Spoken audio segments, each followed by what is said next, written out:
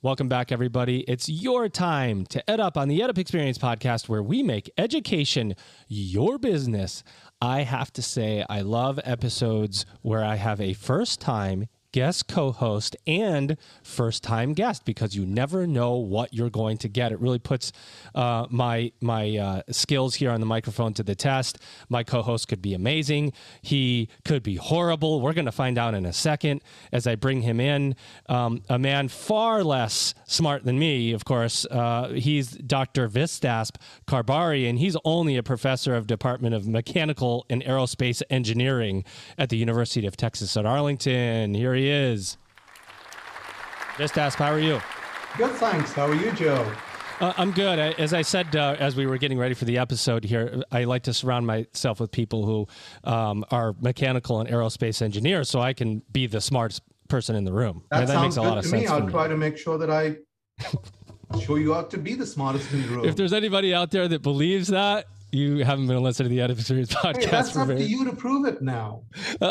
Oh God, no! I'm not taking on that challenge with you, my friend. Are you excited to be here and join me on an Ed Up Experience episode? Absolutely. It's a great way to sort of spread the word about education and also discuss new things about education, get new ideas. So I think this is just fabulous. I'm looking forward to it. Well, I'm glad that you and honored that you wanted to join me, because I just really appreciate the time that people put into having these types of conversations. And you know what? What we love here about the Ed Up Experience is as many voices as possible. Yeah, you get me all the time, and yeah, you may not like it, but you're always going to get an amazing guest, and you're always lately at least going to get an amazing guest host. So at least it makes it listenable if you don't like me. I will tell you that you are going to love my amazing guest today. Her name is Dr. Paula Langto. She is president at Presentation College. Paula, how are you? I'm great. How are you, Joe? I'm great. I'm excited that you're here. And I'm glad that you're here because you have a great and unique institution to talk about. And there's lots of questions that I have to ask you.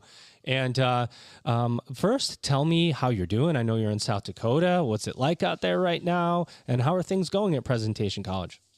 Things are going pretty well. We are a small private Catholic college of about 600 students. And so it's a unique experience. We are rural. We are in the third largest city in South Dakota, but that's only 26,000 because South Dakota is pretty much rural as a state. So tell me what, and we talked before the episode that you have many students, and I don't remember the percentage, you can give it again, of students who are not from South Dakota that are coming from other areas to come to Presentation College. What's that percentage of students, and what do you think makes Presentation College so unique that you have students coming in from all over to attend your university? Sure. One of the things that's really unique about Presentation College is that we have the largest diverse population of students, percentage-wise, of other institutions in the state. So we are 36% South Dakotans and about the same percentage of students of color. And so we really appreciate that diversity, that people from all over who come. We are a Catholic institution, but we are welcoming of students of all faiths. And so it's just a great place to meet people from really all over the world. We also have a significant international student population. And so it's, I think that's one of the things that really makes us stand out, especially in South Dakota. Yeah, I know, you know, it's in Vistasp, I'll bring you in just a second. Let me ask Paula about some challenges, you know, small, Catholic, you know, a religious affiliated school. There's enrollment challenges. There's enrollment challenges for all universities right now, but, you know, specifically for schools that have smaller populations where, you know, a dip of 5% can really, really hurt. How are you guys doing? How are you working through those current challenges enrollment wise? And what's the outlook? Right. These are really good questions. And I think that institutions all around the country are addressing these very same questions.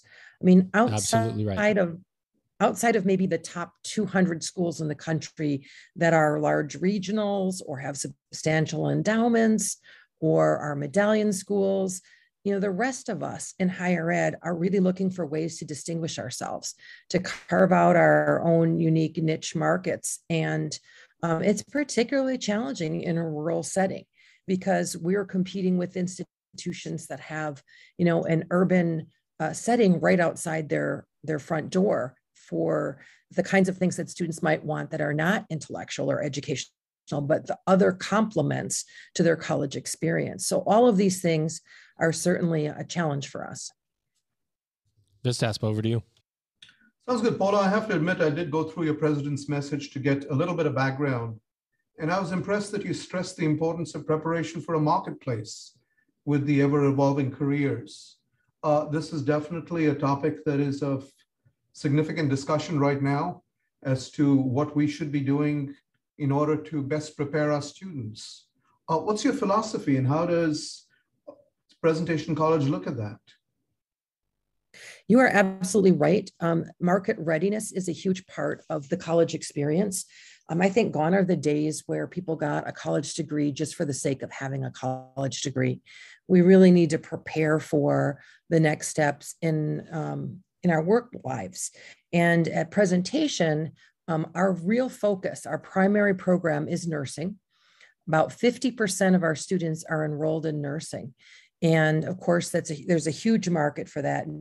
Nursing is among the top occupations for job growth now through like 2029, according to the Bureau of Labor Statistics. So it is really a critical market. And of course, COVID just made us realize all the more how important it is to have nurses.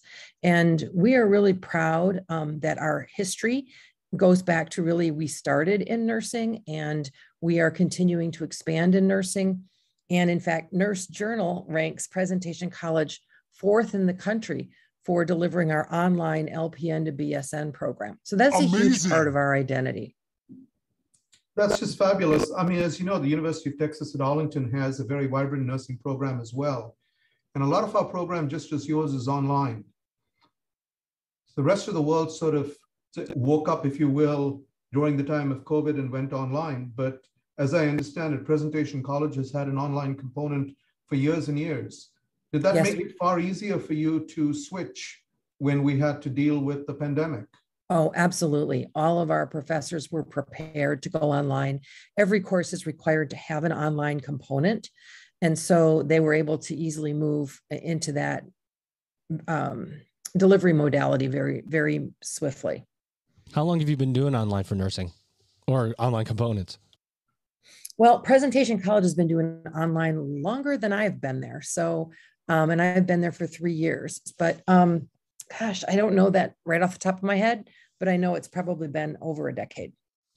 It's really interesting because, somebody along the way went, hey, we got to start to do these things that have only been done on ground and do them in an online environment. And then who knew it would future-proof you against a global pandemic in some way, especially in a career like nursing that I don't think has ever been needed or appreciated as much as it is today. What's the I don't know, desire or trend look like for nurses right now? Do you have a lot of students still looking at becoming a nurse? And the reason I ask this is because there'd be a lot of reasons that you wouldn't want to become a nurse right now because of all the craziness and whatever. So what you just have students coming in going, this is what I want to do. Are you seeing increases, decreases? Talk about just trends in nursing interest overall. So this is really interesting because the answer is kind of yes and yes, which sounds incongruous at first. But there are those individuals who've been working in the nursing field, perhaps as licensed practical nurses. And many who have been in the nursing field through COVID have really experienced exhaustion. And so we have seen some dropping off in enrollment or taking a break because, they really don't know if they want to pursue this right now when they're managing the exhaustion of what's happening in the workplace, extra shifts, lots of really difficult experiences working with individuals who are in crisis situations, even dying in the hospital from COVID. But on the other hand, we also see a lot of students who are now more interested in the nursing profession because they see how important it is. And there is, I think, in our country, a real awareness now of how important nurses are. So we also have a lot of new students who are saying, I think I want to pursue this. So that's why I'm saying yes and no. We kind of are seeing both. And I do think that once we come through the pandemic and people recover from really a lot of the exhaustion and fatigue of being in a pandemic, those individuals will come back and finish as well. Vistas, are you seeing the same thing? Yes, we are. But I wanted to ask Paula about something that's sort of related. One of the things that we're seeing is a lot of students or a lot of working professionals who have degrees in other areas are coming back now to get their degrees in nursing. Mm-hmm. Are you seeing the same thing as well? Mm-hmm. Yes, we are. It's a really good point. Why do you guys think that is? This, why do you guys think that is? Do good. Yeah. Right. I that's it. I think they realize how meaningful the work is and how appreciated it is. In many ways, the pandemic has given visibility to this work. I think in the same way that it's given visibility to a lot of the service professions that we may have taken for granted in the past.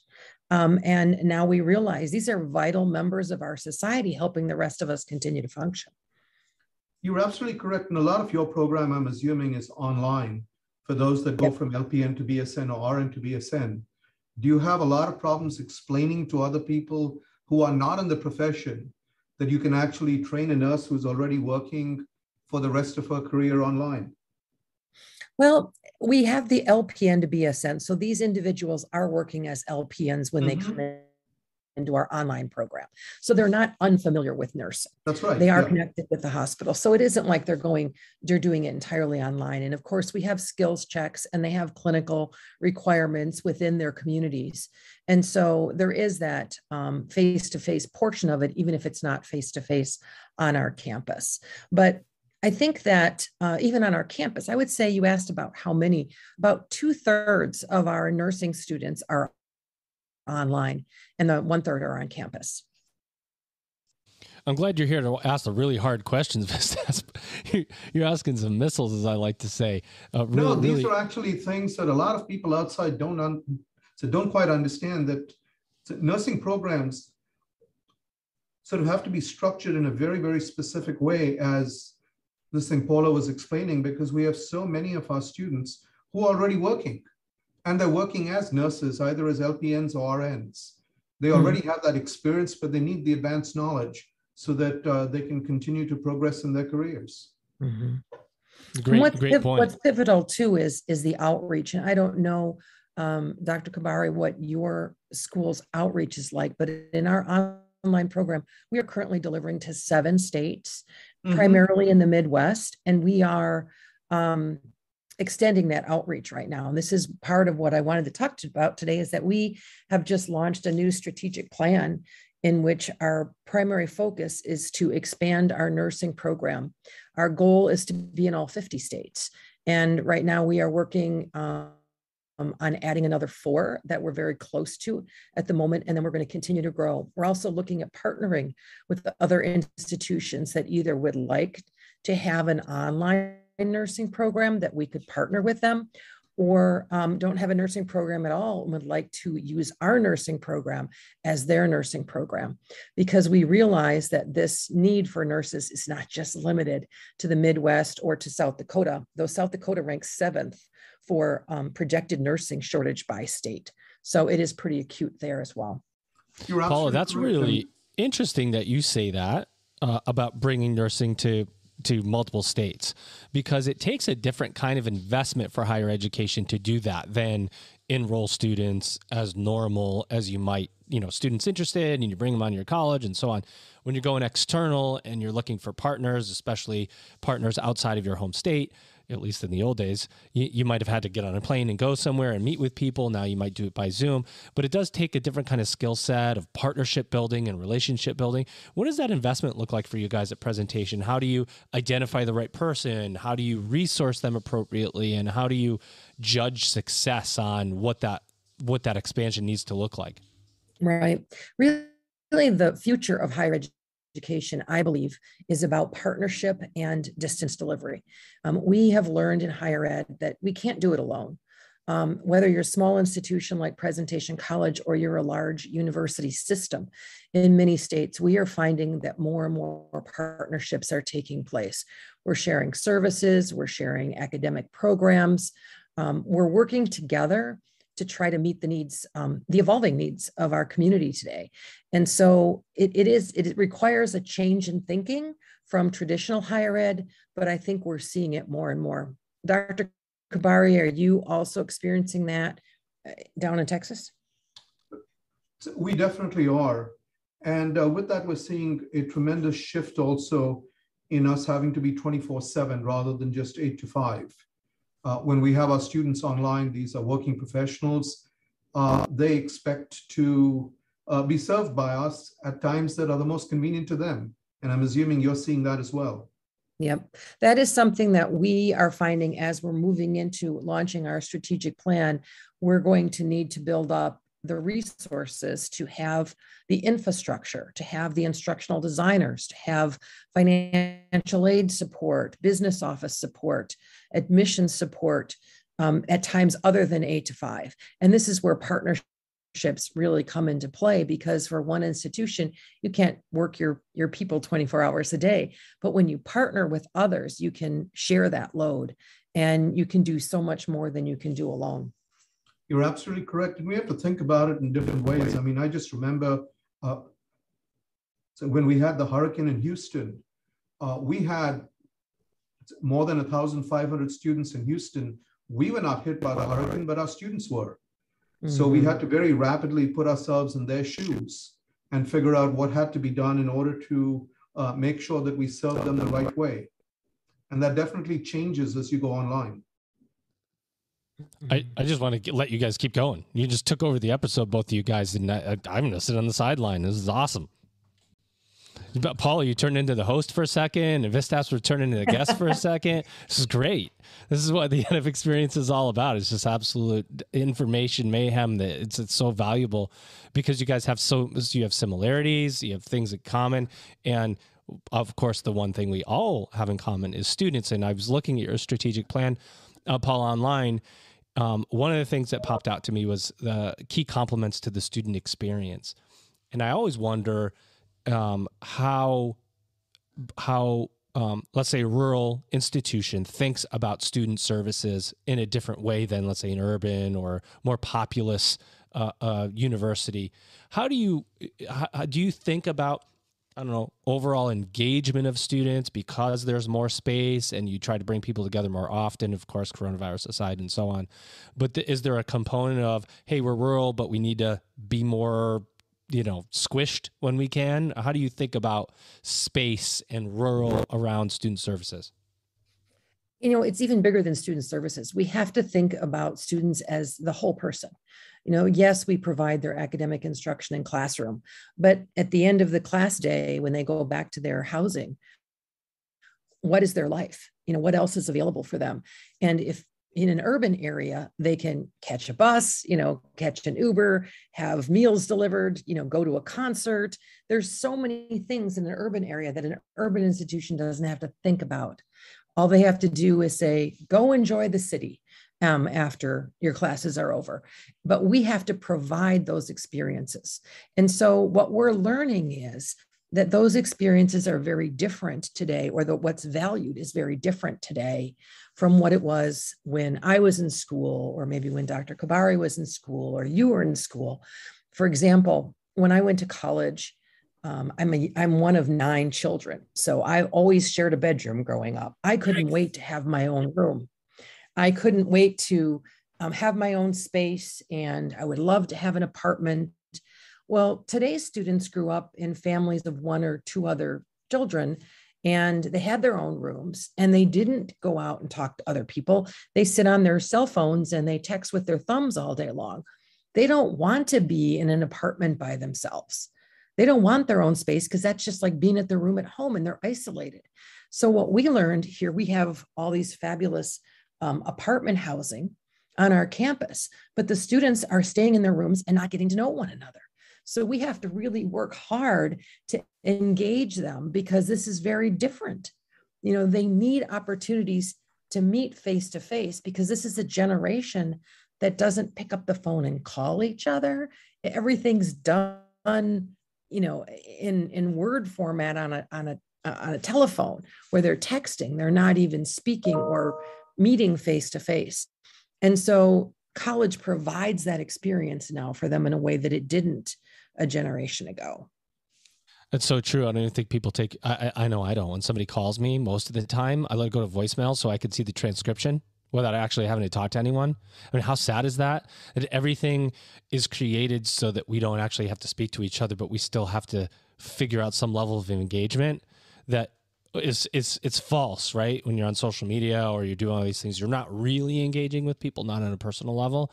And college is that, right? College is the coming of age experience for many traditional students, and for adult students, it's a path to something greater.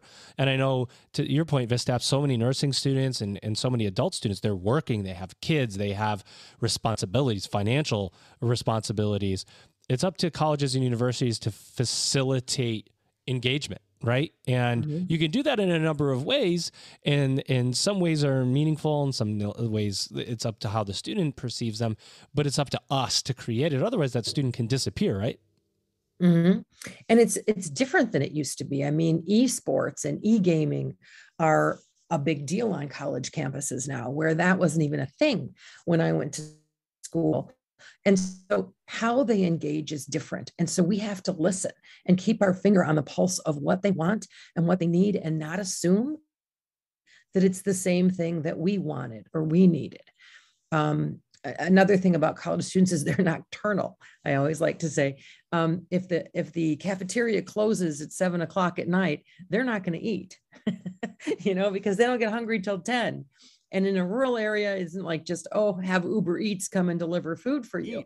So we have to think about that. No, you're absolutely correct. I mean, with the changes you're trying to go further online and maybe have partnerships with other universities and other entities, are you looking at your physical infrastructure in a different way now? Absolutely. In many ways, our physical infrastructure is, I don't want to go as so far to say irrelevant, but in many ways, it is from a time past, and we have to look at it in new and creative ways. Even today, putting a computer lab together doesn't make any sense because students come to school with their own devices. I remember, 10, 20 years ago, we were ripping telephones out of dormitories because nobody was using them anymore. Cable television is no longer relevant. Really? Students come to school with their Netflix accounts and with their Hulu accounts, and they're not interested in that. They have the internet. And so everything that we invested money in the past, we have to look at that and say, is that really as important as it used to be? And what are the new things that are important? My daughter is a sophomore at my campus. She goes to another school, and she chose her college in large part based on whether it had free laundry and was in walking distance to a Starbucks. Things that were that's amazing. My mind. I can't think of it. I mean, that isn't important. I mean, if you're close to Starbucks, I would say that would be on my list too. But it makes you think. It really does. It's like, wow. I mean, they're making decisions based on things that are not as focused on academics today as perhaps they were years ago. And we have to be mindful of where are they going to get coffee at 10 o'clock at night when they want it. And, what can we do to make them feel at home in evolving, their needs are evolving, and we have to evolve the campus to keep up with that. Do you think that change in focus is because so much information is already available online? I mean, you can Google just about anything. That doesn't mean you get the right thing, but you can Google it. Does that change somewhat the way we should be looking at education and the delivery of knowledge? It does and it doesn't, because on the one hand, you're right. You almost don't need a textbook today because you can find the textbooks online. It's amazing what is available. But on the other hand, there is also so much misinformation available. And so we have to teach them how to navigate this online world. And I mean, we all know this. Everybody's Facebook feed has whatever news that you tend to subscribe to. It's customized for you. They learn your habits. They learn your buying habits. I mean, everything is customized for you and your experience, and it may or may not be true. And we have to teach students to think critically about a world that almost has too much information available to them. And it's overwhelming, and they have to sort out what's real and what isn't, what's relevant and what isn't. I'm glad you brought up the critical thinking part of it, because one of the things that we really have to think about now more and more is this balance between the expertise and the discipline and the general education that we need to provide to our students so that they're prepared not just for life, but maybe even the seventh job. How are you able to sort of balance all of that? That's the question. That's the question every single day, because it's constantly, it's a moving target. And if we think we've arrived, we're 10 years behind. You have to keep. I always think of the Wayne Gretzky quote when people say, how are you always where the puck is? And he says, I don't think about where it is. I think about where it's going. And I skate to where it's going. And, yeah. Sorry. I was just going to tell you, else the CEO of Anthology uses that quote all the time, Jim Milton. I don't know if either of you guys use Anthology, but he's that exact quote. Like, that is the quote. Where's the puck? I know where it's going. And isn't that what we're all trying to figure out? And none of us know. I mean, we're trying to figure it out. Paula, do you know the answer? Because I'm not sure yet. I think the answer is different for the institution, the demographic you serve, and what the strengths of the institution are. When we developed our strategic plan, we said, okay, A, what are we good at? B, what is the marketplace demanding? And given that we're a rural college in South Dakota, and we're Catholic, and we're small, what is the best thing for us to do? Our strategy is not going to be the same as Harvard's strategy, for example, right? Or a community college's strategy in a rural or a suburban area. So we have to think about these things and say, where's the market going? What are the students' needs? And how can we align that best with what we do well and leverage that? And for us, it's nursing. We're good at nursing. We are on the cutting edge of nursing. We're delivering across the country, or at least we're starting to. We're in the midsection right now, but we're moving outward. And so for us to say, suddenly decide to develop Dr. Khabari's area and become aerospace engineer experts would be crazy. Actually, because that's not what we do. Engineers than I am. I could do that. According to Joe, huh? But I mean, you have to capitalize on your strengths and the market needs in your area. And so it is a little different for every institution, and you have to have your finger on the pulse of that. Paula, this is the part of the episode where I like to just give a little bit of a curveball question. Since you are a first-time guest and Vistaspa is a first-time host, I'm going to ask you two questions. You get to pick which one you want to answer, and he's got to answer the other one. You ready?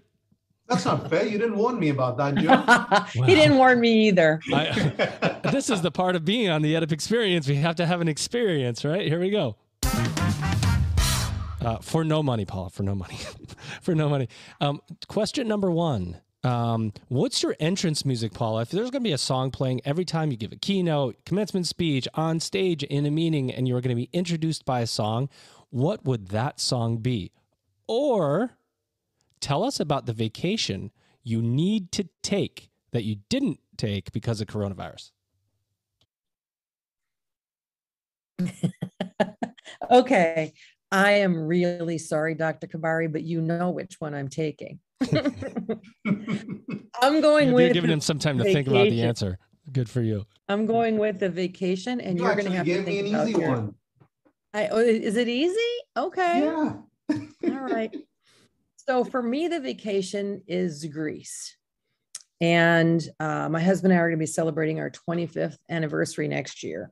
And he is actually a Greek scholar. And I just love the beaches in Santorini. So we have decided we want to go to Greece when Corona lifts. Can I tell you that I've been to Santorini 3 times? It's like my favorite place on earth. I've been to Greece. I spent 3 weeks with two of my friends before I met my wife. going through the Greek islands. There are some amazing beaches on Santorini, especially on the back of the island. There's black sand beaches, which are pretty incredible. But anyway, I could talk to you forever about Greece. That leaves the favorite song, the entrance music, to you, Dr. Kabari. What do you got? The theme song from Chariots of Fire. That's an easy one. Nice. Why do you say that? It's basically people running on the beach, facing challenges and overcoming them while still being a group and not being individuals. See, I like these answers. These are good answers. Now, Paula, are you actually going to be going to Greece? I hope so. Scheduled? It is not scheduled, but it is COVID pending. Well, if there's one takeaway from this episode, if you're a listener, everybody spam Paula on her email, LinkedIn, until she books her trip to Greece. That's what we can do for each other as a community. Spam away, but nicely. Tell her, remind her to book that trip. Actually, Joe, I thought part of the deal was she was going to send us some wine from Greece.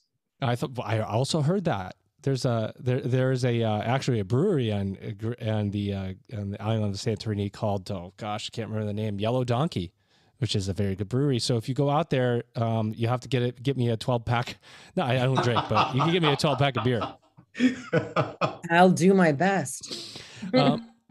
Paul, I as we get back to the conversation about Presentation College, one of the questions that's affecting higher education right now, and I'm interested to hear your perspective in rural South Dakota, is this value of a degree conversation. We talked about it kind of surface a little bit. It's different depending on who you're talking to, of course, but what's the sense that you have in your area working with businesses, and nursing's a little more specific because you have to have the credentials to be a nurse, but for other programs, the trust from the public, what are you hearing about the value of a college degree? Well, I'm hearing that it continues to have significant value. Our students, and we do have other programs, our RadTech program is another medical program that's pretty popular, but we also have a very strong business program, psychology program. We are pre-professional, so we do have general education, liberal arts courses, but we don't offer any liberal arts degrees because we're very focused on basically preparing for the work world. And that degree is really significant in terms of next steps. And I'm finding more and more, even as we brand ourselves and market ourselves, people are interested in general in higher ed today. What can I do with that degree? What can I be with that degree? And that's really important. Yes, it is. We do want to prepare people for careers, but we also want to prepare them to be engaged civically, to be in the Catholic tradition. We want them to be serving people in their community, to be helping others, to give back to the community. And that's a really key part of who we are. In fact, we have 2 service learning requirements, major projects.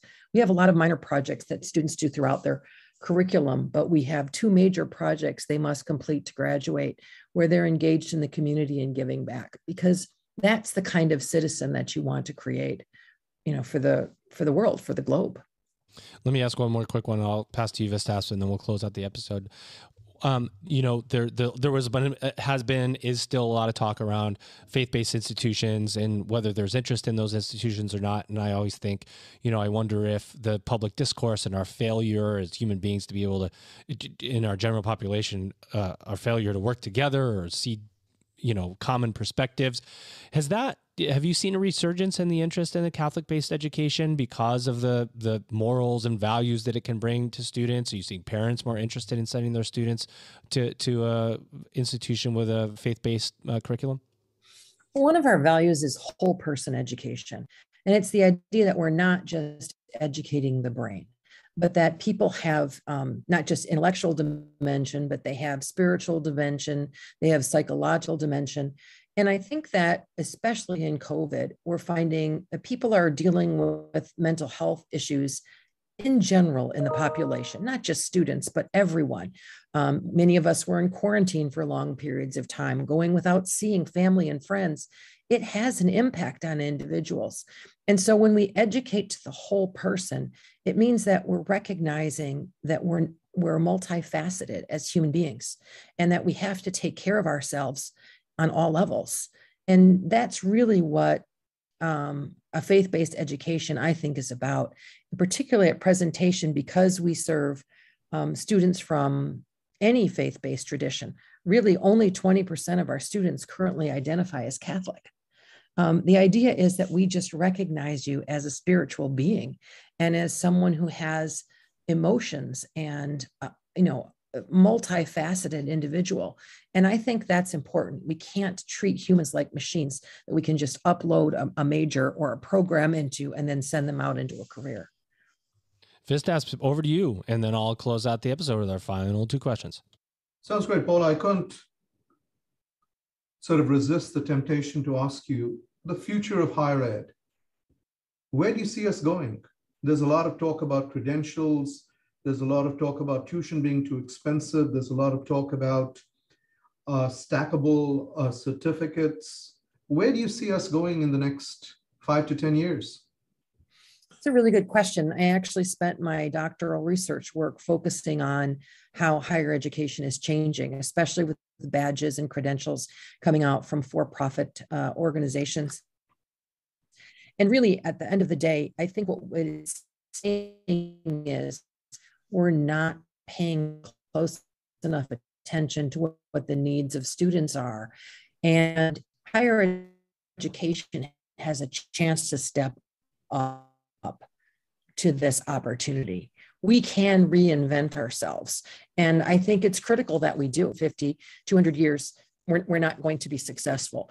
But if we respond to the market needs right now and to the emotional and psychological and spiritual needs of our students at the same time, as they are today, not as they were 50 years ago, we can continue to be incredibly relevant. That's a great point. This is the second. Oh boy, this is the second straight episode that I've done with a guest host who asked my final question. Oh, I'm sorry, Joe. I had to make it difficult on you. Oh my gosh, it is so cool that people can steal my questions. I actually love it because then I'm like, how do I close out this episode? No, it's good, and I really appreciate your answer, Paula.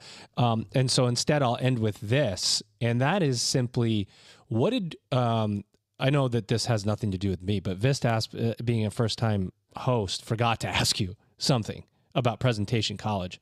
What did he forget to ask you? What do we need to know about Presentation College? Something going on, anything you want to say, any plug you want to make about your website or students or anything. What do you want to say about your institution to our audience? I would say we're adapting, we're listening, we're changing, and we're becoming what we're going where the puck is going, in the Wayne Gretzky quote. And we still have seats available in nursing. There's waiting lists everywhere else around the country, but we are responding to need and we're expanding so that we don't have to put people on lists. So if this is where you want to get an education, we are ready and waiting for you with open arms. So there you have it, ladies and gentlemen. I'd first like to thank my amazing guest co-host today, Dr. Vistas Karbhari. He's only, and I mean only, a professor of mechanical and aerospace engineering at the University of Texas at Arlington. Here's his sound. Vistas, thank you for joining me. You've got to send that to me. I'm going to use it the next time I start something on the phone. This is your entrance sound from now on. Not Chariots of Fire. I don't think I have anything. I don't think I have anything more mechanical or aerospace. Electric shock kind of feels like it could work. And of course, my guest today, the amazing Dr. Paula Lengto. She's president of Presentation College. Paula, thank you for joining me today. It's been an absolute honor to have you on.